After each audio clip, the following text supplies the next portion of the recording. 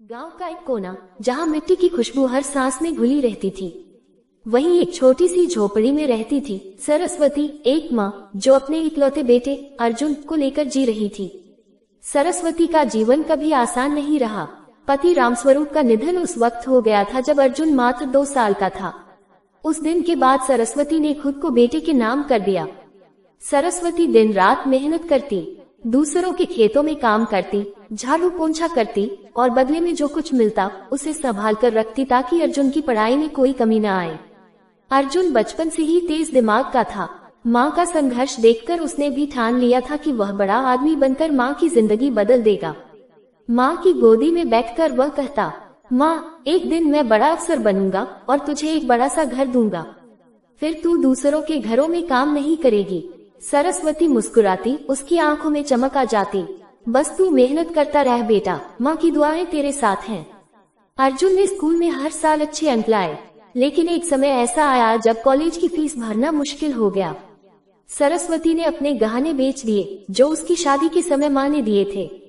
जब अर्जुन को पता चला तो वह रो पड़ा, माँ, तूने मेरे लिए ये भी बेच दिए। सरस्वती ने उसके आंसू पोंछे, तू ही तो मेरी असली पूंजी है बेटा, इन गहनों का क्या करना।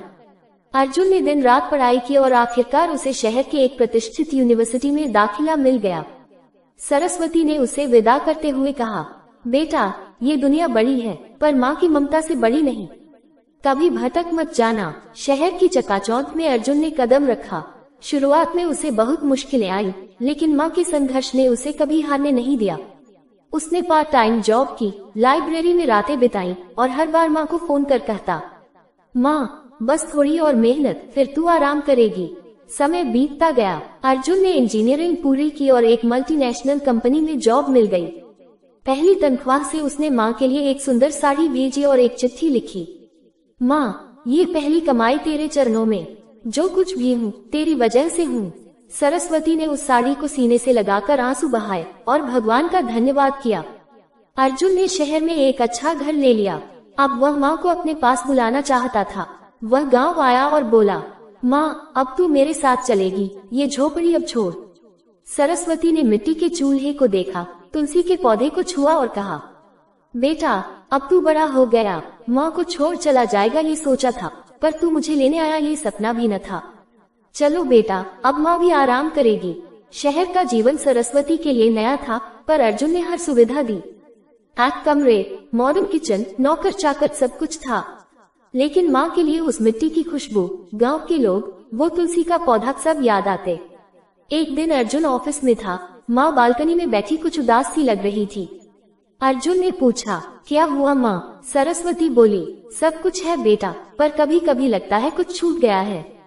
वो गांव, वो मिट्टी, वो अपने लोग। अर्जुन चुप हो गया। उसने महसूस किया कि माँ के लिए सुकून सिर्फ सुविधा में नहीं, सादगी में भी होता है। समय के साथ अर्जुन की नौकरी में तरक्की होती गई। अब उसके पास पैसा, शोहरत, सब कुछ था। माँ ने कई बार कहा, अब शादी कर ले बेटा, बहू आएगी तो घर और रोशन हो जाएगा। अर्जुन मुस्कुरा देता, जल्दी ही माँ, तेरे लिए एक अच्छी बहू लाऊंगा। कुछ सालों बाद अर्जुन की शादी एक आधुनिक लड़की रिया से हुई। रिया सुंदर, पढ़ी लिखी थी, लेकिन उसका स्वभाव थोड़ा तेज था।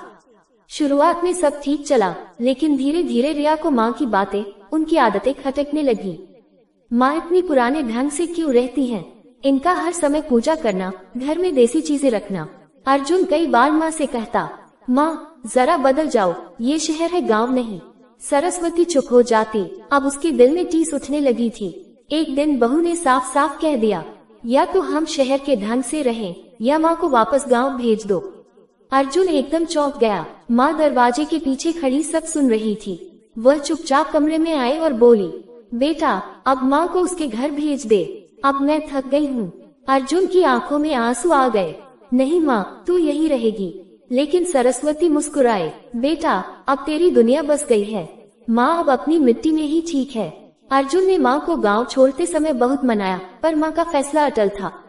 वह गांव चली गई। गांव